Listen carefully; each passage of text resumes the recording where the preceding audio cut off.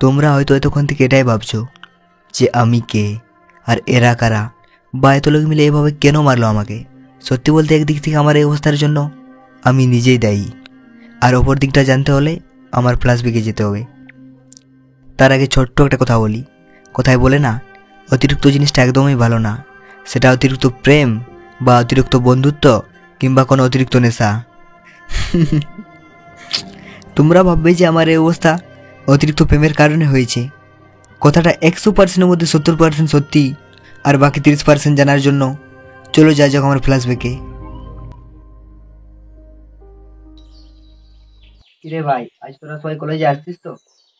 আয় কিন্তু, সবাই একসাথে জমি আড্ডা দেবো। হ্যাঁ সবাই যাচ্ছি, কিন্তু সুজয় আসছে না। ও শালা বলছে আমার খুব জ্বর আসছে, যেতে পারবো না। সে কি বলিস রে ভাই? ওর তো সপ্তাহে 4 দিন শরীর খারাপ লেগেই থাকে। যত সব বাহানা ওর। ওকে বল, মেডিকেল থেকে সব জরুরি মেডিসিন কিনে নেবো, তবু চল। আর তাতেও যদি না মানে, তবে তাকে ঘর থেকে উঠে নিয়ে আয়। হ্যাঁ তুই চাপ নিস না, ওকে আমি নিয়ে আসছি। হ্যাঁ আয়।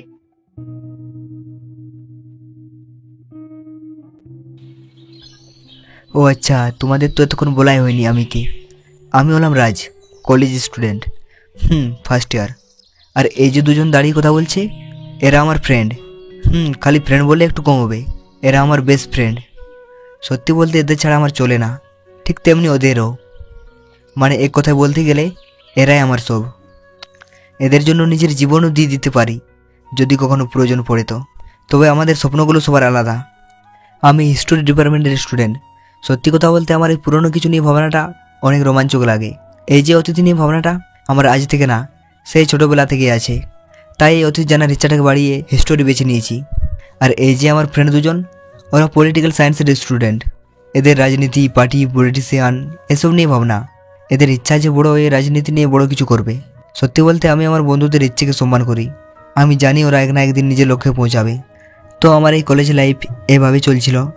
বাড়ি থেকে কলেজ, কলেজ থেকে গিয়ে ক্লাস, তারপর ফ্রেন্ডদের সাথে আড্ডা, তারপরে আবার বাড়ি।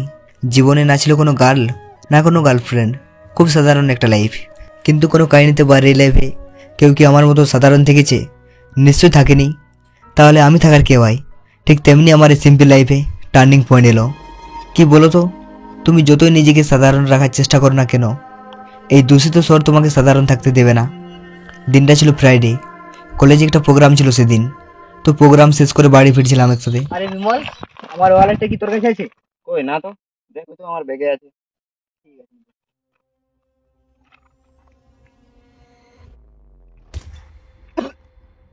এই বিমল, এসব কি রে? কই কিছু না তো। কিছু না মানে? তুই কি ভাবিস আমি জানি না এসব কি? কোথায় পালে এসব? কে দিল তোকে? নাকি তুই নিচ্ছিস? আমি নিচ্ছি মানে? কি ফালতু কথা বলছিস তুই? আমি ফালতু বলছি না, তাহলে সত্যিটা তুই বল, কোথায় পেলি এসব? ওই মানে ওই ওই মানে কি করছিস? যেটা বললাম সেটা জবাব দে। কে দিল তোকে আর কোথায় পালি? নাকি তুই নিস? এইসব আমার না, আমার একটা ক্লাসের ফ্রেন্ডের, ও দিয়েছে আমাকে। কি রে সুজয়, ও যা বলে তা কি সত্যি? হ্যাঁ এটা না, এটা অন্য কারো। তুই এটা কি করে ভাবলিস যে এইসবের মধ্যে আমরা আটকাবো? দেখি আর, আমার কথা তোরা কেউ কিছু মনে করিস না। আমি তোদের ভালোর জন্যই বলছি। তোরা ছাড়া কে আছে আমার? তোদের যদি কিছু হয়ে যায় আমি কি করে থাকবো? তাই তো বলছি, যার জিনিস তাকে দিয়ে দিবি, আর ভবিষ্যতেও এসব জিনিসে হাত দিবি না। বললাম তো দিয়ে দেবো। এবার চুপ কর, চল বাড়ি যাই।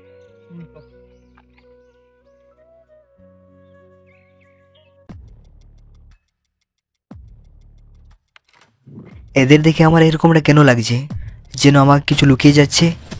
ব্যাপারটা কেমন যেন সন্দেহজনক লাগছে। দেখতে হবে ঠিক করে এই মাল কোথা থেকে এলো এদের কাছে।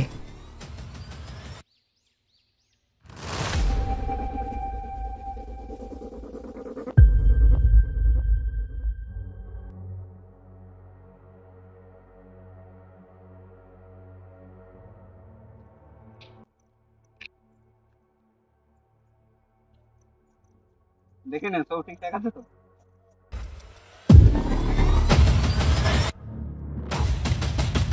এই কারা তোরা? কোথা থেকে এসেছিস আর একই কি দিচ্ছিস? আরে ভাই কিছু না, ঠিক আছে ভাই, আমি ক্লাস যাচ্ছি। এই থাম তোরা, এক পাও নড়বি না। আর এটা তো পাউডার। হ্যাঁ, পাউডার তো কি হয়েছে, তোর যদি মাল লাগবে তো মাল ফেল আর মান নে। কত জেনে কি করবি, তোর মেয়ের বিয়ে দেওয়ার ইচ্ছা আছে নাকি? তাহলে একটু পাউডারের ধান্দা করিস। আর বড় বড় কথা, এই তোদের মতো কিছু লোকের জন্য এই উজ্জ্বল সমাজটা দূষিত হয়ে যাচ্ছে। আর তার শিকার হচ্ছে এর মতো হাজার হাজার ছেলে মেয়ে। একটু একটু নেশাগ্রস্ত হয়ে যখন নিজের স্বপ্নগুলো নষ্ট হয়ে যাচ্ছে, তখন সুসাইড করে নিজের জীবনকে শেষ করে দিচ্ছে। সত্যি বলতে তোদেরকে এত ভালোভাবে বুঝিয়ে কোনো লাভ নেই। তাই ডাইরেক্ট পয়েন্টে আসছি। এতদিন যা পারিস করেছিস, আজ থেকে এসব 2 নম্বরের ধান্দা বন্ধ। আর একটা কথা, যদি তোদেরকে কলেজের আশেপাশে দেখি, তবে সেখানে জ্যান্ত পুঁতে দেবো। কি তুই মারবি আমাদের?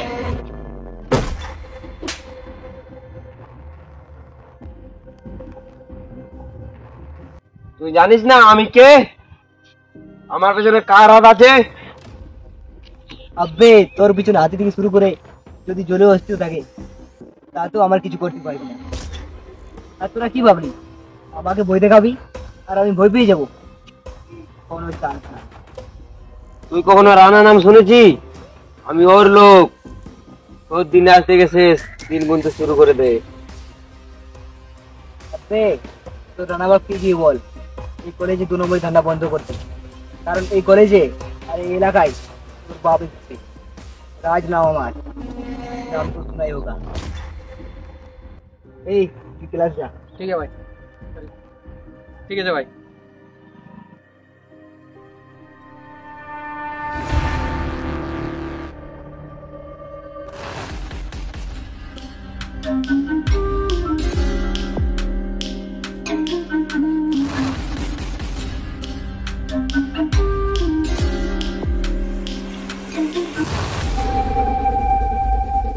কিরে, তোদের অবস্থা কি করে হলো? বস বস, তোমার এলাকায় তোমার বাপ এসেছে। আমার বাপ মানে? কোন শালার এত বড় সাহস এই কথা বলা? আমাকে জানিস?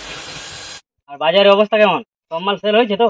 না বস, ওই ওই শালা রাজের বাচ্চা এসে বলেছে কলেজের আশেপাশে যদি দেখি মেরে ফেলবো, সেই জন্য মাল সেল করতে পারিনি বস। সেল হয়নি মানে? আর রানা নাম আমার, কোন শালা একটু ধান্দা বন্ধ করতে বলবে, রানা তার সঙ্গে চুম মারে থাকবে না? আর কখনো হতে পারে না। আর তোরা এখন যা, দেখি ও শালা রাজের কি অবস্থা করা যায়।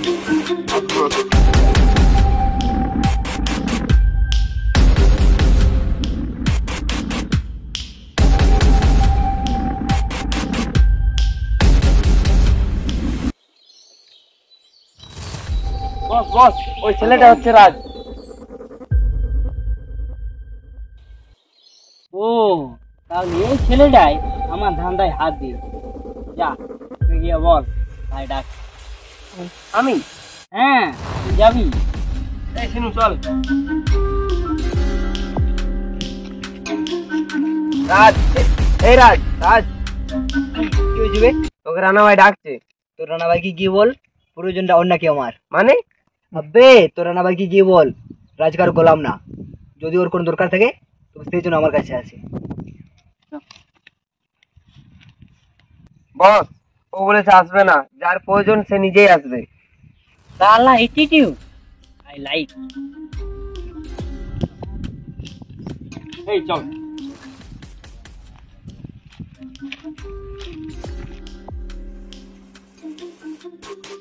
ও, তাহলে তুই রাজ, তুই আমার এলাকায় এসে নিজেকে আমার বাপ বলে দাবি করি? তোর তো সাহস কম না। রাজের কোনো এলাকা হয় না, রাজ যে এলাকায় যাই সেই এলাকাটাই রাজের হয়ে যায়। আর সাহসের কথা বলছিস, এটা তো তোর চামচাগুলো ভালো করে জানে। যদি তুই চাস তাহলে তোকে লাইভ দেখাতে পারি। I like you. তোর মতো বাঘের বাচ্চার প্রয়োজন ছিল আমার, আর তা আজ আমার পূরণ হলো। তোর আসল মতলবটা একটু জানতে পারি? মতলব কিচ্ছু না, তবে হ্যাঁ, তোর জন্য একটা স্পেশাল অফার আছে।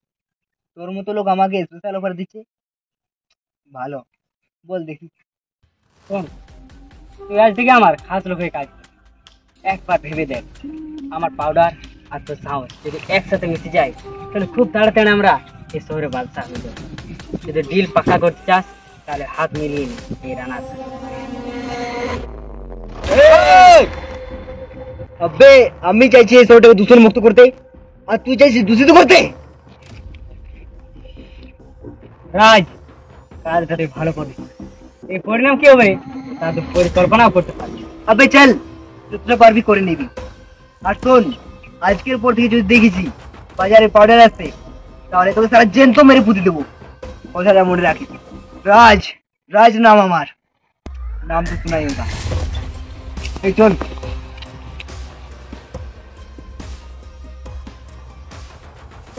বস তুমি ঠিক আছে তো?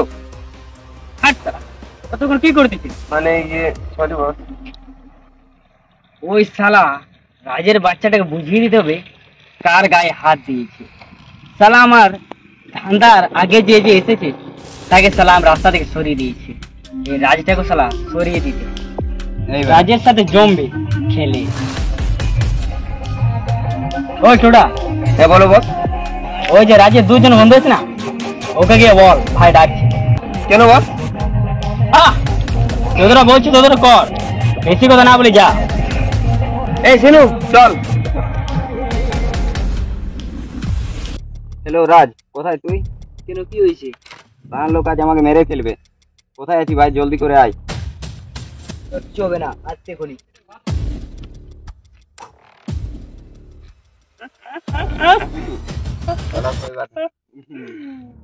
আজ তো রাজের বাচ্চা গেল।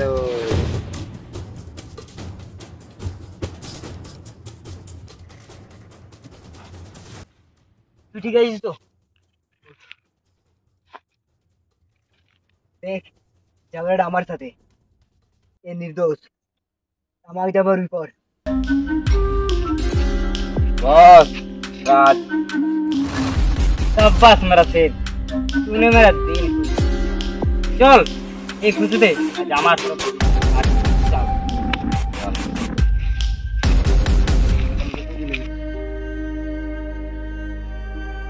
কি বলো তো, মানুষ যখন কাউকে ভালোবাসে, সে ভালোবাসা কোনো প্রেমিকা বা কোনো বন্ধুই হোক না কেন, সে হাজার দুঃখ পেলেও তাদের কখনো কষ্ট পেতে দেয় না যাদেরকে ও ভালোবাসে।